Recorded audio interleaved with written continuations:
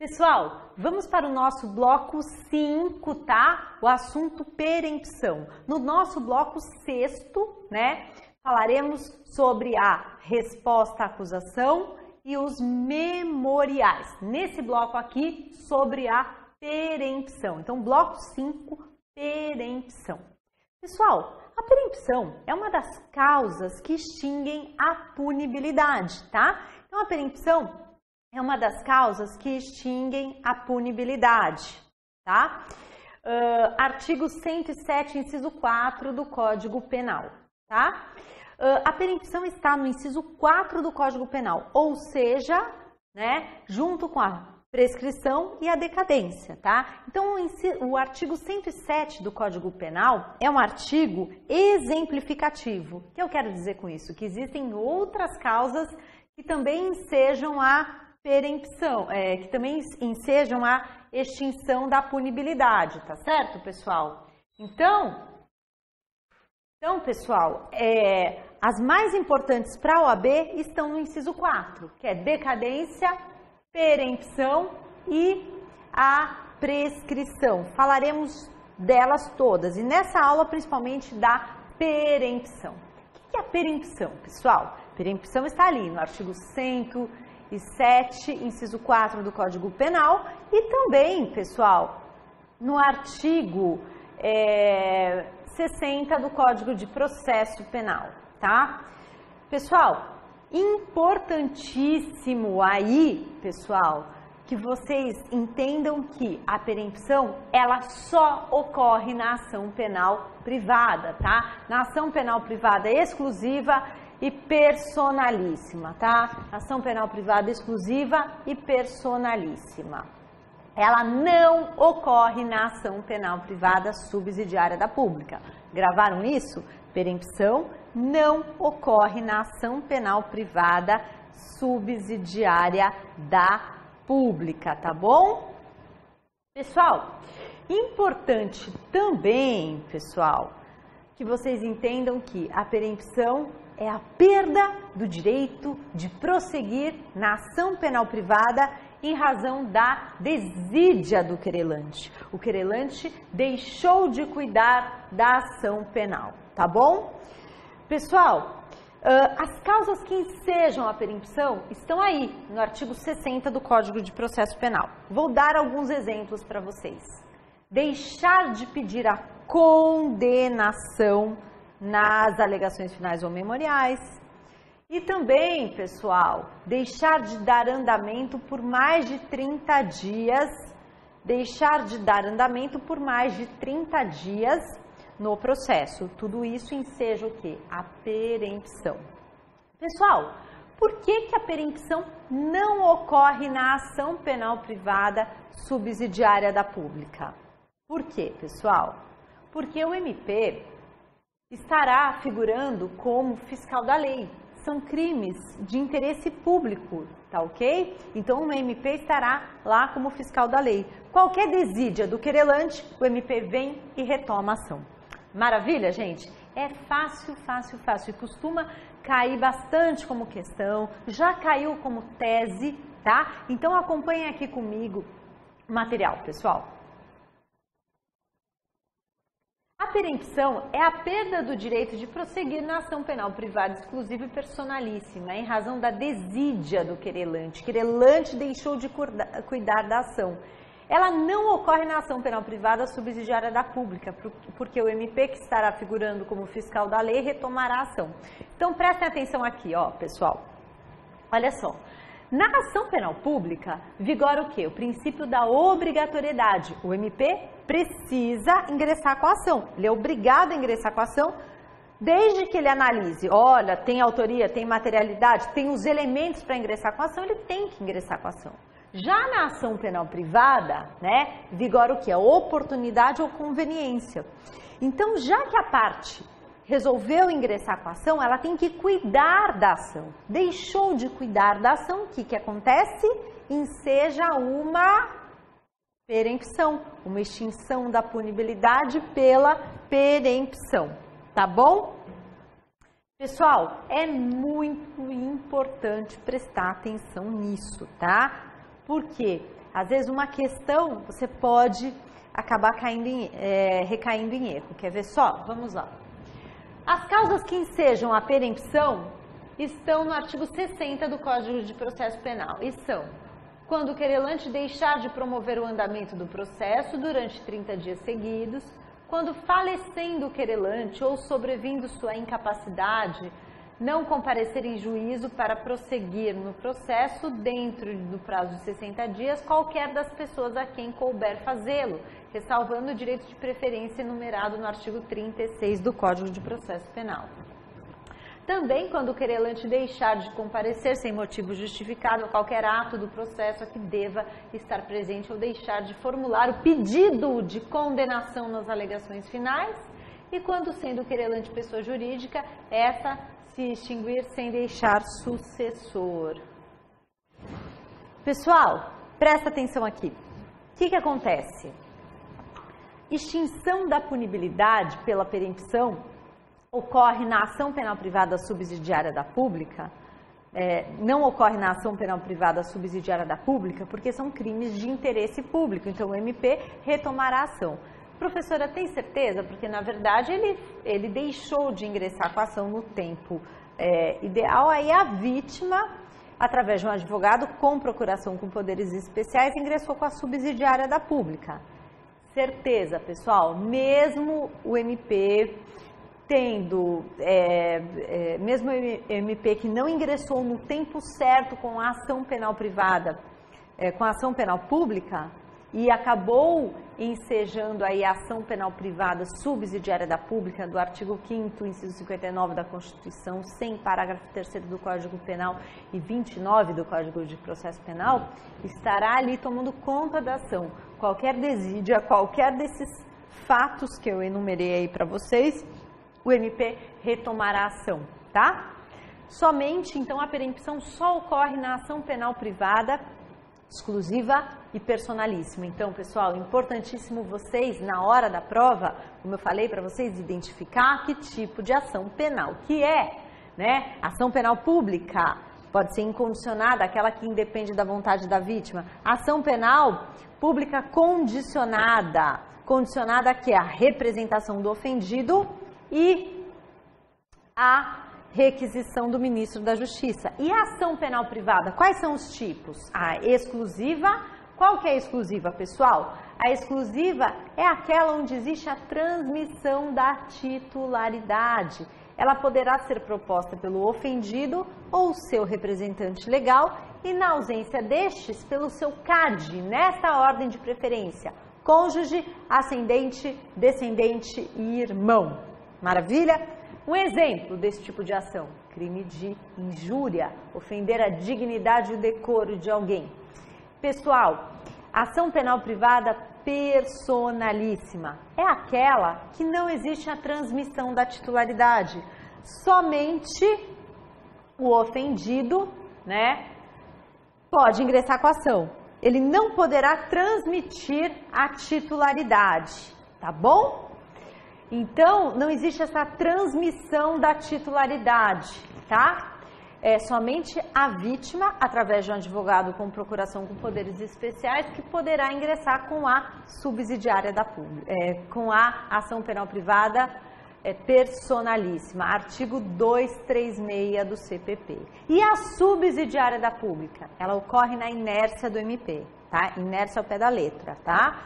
O MP recebeu os autos de inquérito ou peças de informações e nada fez. O MP ficou quieto. Ele não pediu arquivamento, ele não ofereceu denúncia e tampouco pediu diligências à delegacia. Neste caso, ele não fez no prazo legal. A vítima, através de um advogado com procuração com poderes especiais, poderá ingressar com a queixa-crime subsidiária da pública, tá? Com a queixa-crime subsidiária da pública, ou seja, propor ação penal privada subsidiária da pública. Vamos relembrar, qual é o prazo que o MP tem para se manifestar? 5 dias indiciado preso, 15 dias solto. E no caso da lei de drogas, 10 dias, né? Preso ou solto, tá bom? Pessoal, Então, é importantíssimo esse assunto de perempção e bem simples. Agora, vamos ver um problema aí, uma questão, na verdade é uma questão, tá? Sempre que eu escrever problema, é a peça prático-profissional. Quando eu escrever a questão, é a questão. Então, vamos lá. Presta atenção aqui nessa questão, pessoal. O promotor de justiça recebeu autos de inquérito a respeito de um crime de receptação e não se manifestou no prazo de 60 dias, tá? Então, ele recebeu o inquérito policial e não se manifestou em 60 dias, tá? Ato contínuo, a vítima contratou um advogado que ajuizou uma ação penal privada, porém deixou de pedir a condenação do querelado nas alegações finais. Neste caso, à luz dos artigos 107, inciso 4 do Código Penal e 60 do CPP, explique o deslinde do sucesso.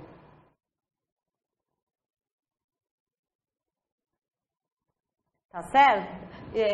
Explique o deslinde aí do processo. Como é que fica? Viram a questão? Gravaram a questão? Agora presta atenção aqui na minha explicação. Olha só, pessoal. O que vai acontecer? Ele pede para falar o deslinde do processo. O que acontece neste processo? Olha só. O MP ele recebeu autos de inquérito, em 60 dias não fez nada, tá? Qual que é o prazo para ele se manifestar neste crime de receptação? O artigo 180 do Código Penal. 5 dias preso, 15 dias solto. Aqui não fala, né, se está solto, se está preso, mas fala que ele recebeu e em 60 dias não fez nada. Gente, passou aí do prazo. Mas será que está no prazo para o advogado da vítima ingressar com a ação penal privada subsidiária da pública? Está. Qual que é esse prazo para a vítima ingressar com a ação penal privada subsidiária da pública? Pessoal, qual que é esse prazo? O prazo é de 6 meses a contar da expiração do prazo que o MP tinha para se manifestar. Então, no caso do crime de receptação, o MP, a gente não sabe, né? Se ele está solto, se ele está preso, aqui não falou. Possivelmente deve estar solto. Ele recebeu só que a gente não tem que trabalhar com dados que não sabe. Solto é 15 dias, preso 5 dias. Ele passou 60 dias. Passando 60 dias, ainda está dentro, mesmo que ele esteja solto, foram 45 dias da expiração do prazo que ele tinha para 45 dias da expiração do prazo que ele tinha para se manifestar. Ou seja, ainda está dentro dos 6 meses, que é direito da vítima ingressar com a ação penal privada subsidiária da pública, com a queixa-crime. Então, está no prazo.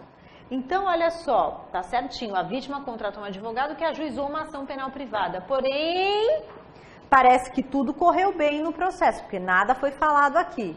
Porém, chegou no momento da condenação, o advogado da vítima não pediu a condenação. O que acontece? À luz do artigo 107, inciso 4 do Código Penal e 60 do CPP, o que acontece?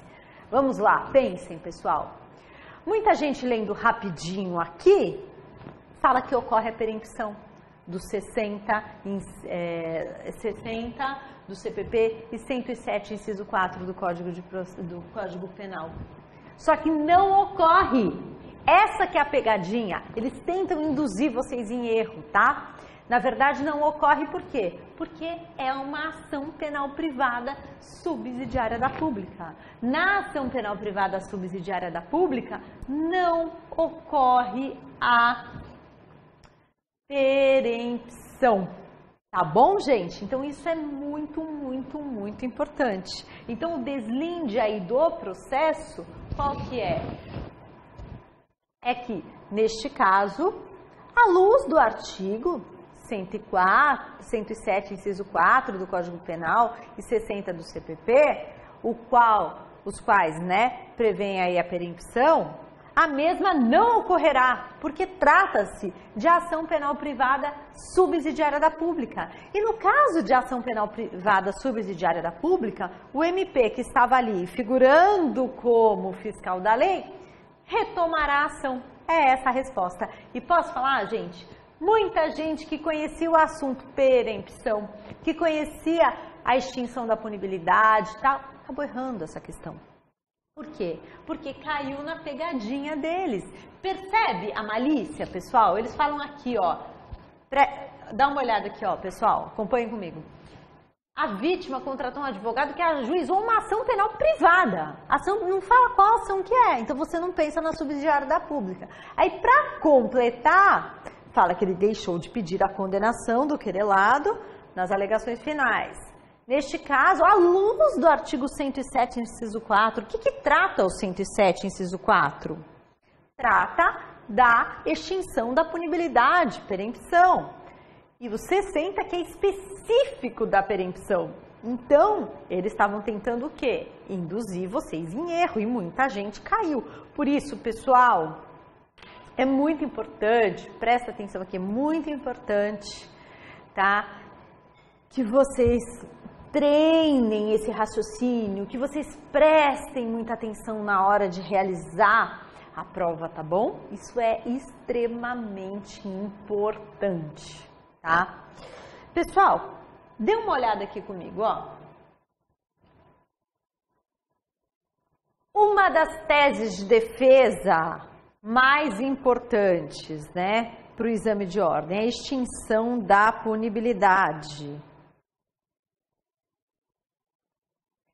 Uma das teses mais importantes é a extinção da punibilidade. Esse artigo 107 do Código Penal é um artigo exemplificativo.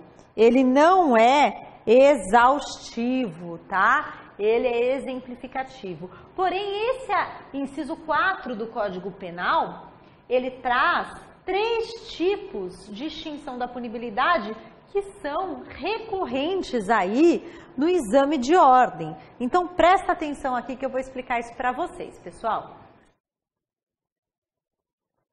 A decadência. O que é a decadência? Gente, a decadência é a perda do direito de acionar o judiciário. Perda do direito de oferecer a representação, né? Pelo decurso do tempo. Qual que é o prazo da representação do artigo 39 do Código de Processo Penal? O prazo é 6 meses a contar da data do conhecimento da autoria do crime. Passou desse prazo, não pode mais. E a representação serve para quê? Para viabilizar uma ação penal pública condicionada à representação. Pessoal, a perempção, já falei para vocês, tá? Artigo 60 do CPP. Então, anota aí, só do lado da perempção, 60 do CPP também, tá? Pessoal, no caso da queixa-crime, né? Qual que é o prazo da queixa-crime para o oferecimento da queixa-crime? No caso de queixa-crime de ação penal privada exclusiva e personalíssima, 6 meses a contar da data do conhecimento da autoria do crime. E no caso da subsidiária da pública, 6 meses a contar da data da expiração do prazo que o MP tinha para se manifestar. Maravilha, gente? Pessoal, muito importante aí que o prazo da queixa-crime também é um prazo decadencial, tá? Passou desse prazo, não se pode mais acionar o judiciário nos casos aí, oferecimento da representação e oferecimento da queixa-crime. Já passou esse prazo, já era. São prazos decadenciais que não se interrompem nem se suspendem. Então, os prazos decadenciais não se interrompem nem se suspendem. E são os prazos da representação e da queixa-crime, tá bom? Maravilha, pessoal? Agora, pessoal, a prescrição, assunto que todo mundo tem medo, né, no exame de ordem, e é um assunto tão fácil, pessoal, é um assunto aí fácil. Vocês vão ver que com umas 2 aulas aí de prescrição, vocês vão estar assim excelentes, vocês vão gostar do assunto. É um assunto que muita gente fala assim, ai, eu não quero estudar prescrição, porque eu não nasci para fazer conta, né? Gente, prescrição é muito fácil. O que é a prescrição? É a perda do direito de punir pelo Estado em razão do decurso do tempo. Nós temos 2 tipos de prescrição. A prescrição da pretensão punitiva e a prescrição da pretensão executória. A prescrição da pretensão punitiva, ela é mais benéfica do que a prescrição da pretensão executória. E nós teremos uma aula de prescrição. Aqui eu só estou passando alguns detalhes para vocês já começarem a entender a prescrição. Olha só.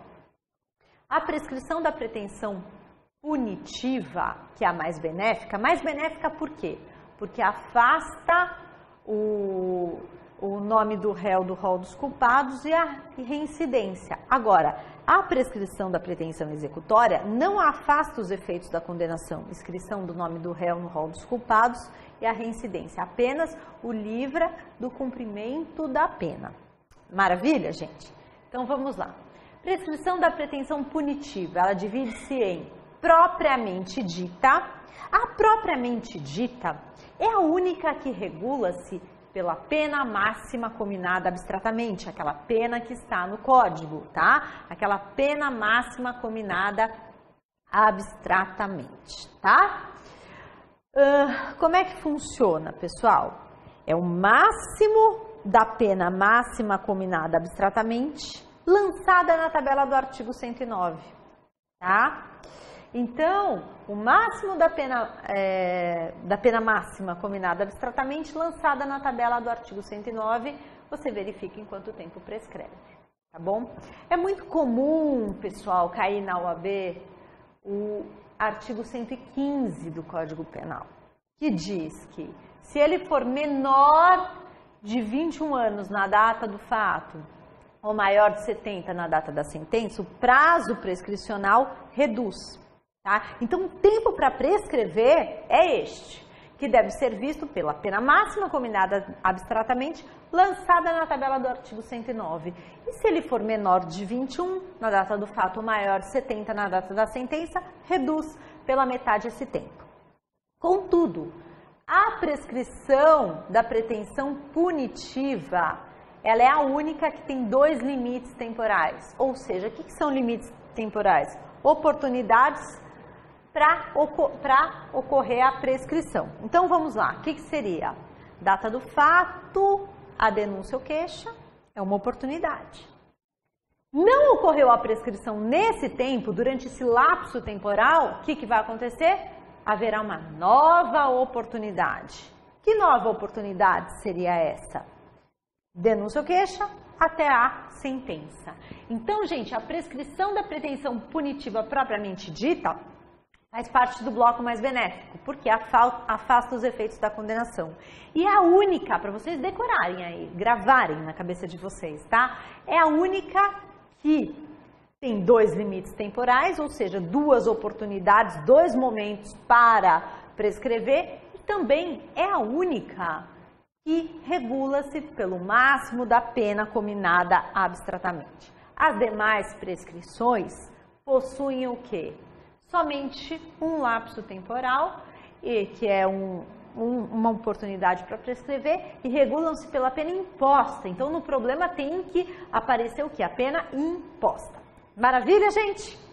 Então, vamos lá. Agora, a prescrição retroativa.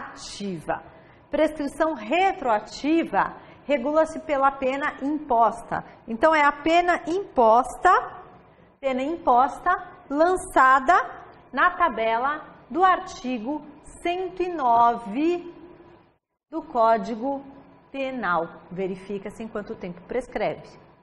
Se tiver o fato de ser, se for menor de 21, maior de 70, menor de 21 na data do fato, maior de 70 na data da sentença, essa pena cai pela metade. Né? Esse tempo cai pela metade, não é a pena, o tempo, tá? Porque é a pena imposta lançada na tabela do artigo 109. Beleza. Qual que é o lapso temporal, pessoal? Da queixa, crime ou denúncia até a sentença. Só, essa é a retroativa. Agora, pessoal, a prescrição intercorrente, subsequente, né? Essa daí também é pela pena imposta. E é o famoso prazo recursal. Então, a pena imposta lançada na tabela do artigo 109, vocês obterão o tempo que prescreve. Vocês estarão lá com o código, tá? Poderão verificar o código. Então, você vai olhar o tempo que prescreve. Qual é o lapso temporal dessa subsequente, intercorrente? Da sentença recorrível até o trânsito em julgado. Então, da sentença recorrível até o trânsito em julgado é o tempo para prescrição intercorrente. Tudo bem, gente? Agora, pessoal, aquela prescrição menos benéfica, a prescrição da pretensão executória. Gente, essa prescrição ela regula-se, tá? Essa prescrição regula-se também pela pena imposta. Então, o problema traz uma pena imposta. Lançada na tabela do artigo 109. Em quanto tempo prescreve? E qual é o prazo para prescrever? Do trânsito em julgado, mais especificamente aí para acusação, tá? Até o início do cumprimento da pena. Esse é o lapso temporal do trânsito em julgado até o início do cumprimento da pena, tá? Esse é o lapso temporal da prescrição da pretensão executória, aquela que não afasta o nome do réu do rol dos culpados e também não afasta a reincidência, mas pelo menos ele vai para a rua, né? Fica livre aí do cumprimento da pena.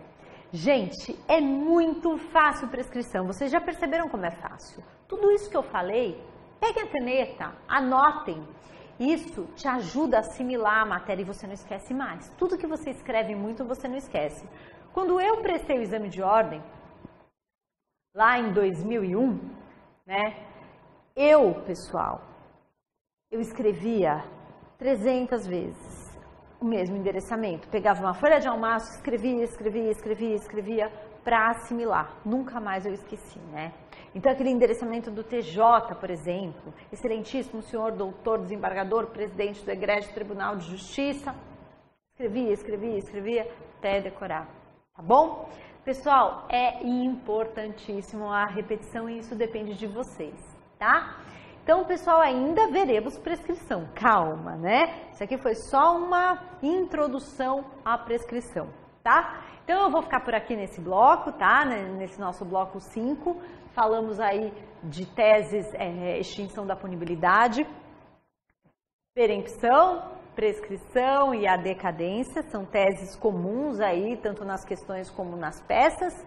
Prescrição costuma aparecer bastante. Faremos problemas de prescrição e até o nosso próximo bloco, que é o nosso bloco 6º sobre memoriais e a resposta à acusação, que eu costumo passar junto para vocês entenderem direitinho os momentos processuais. Até lá, pessoal!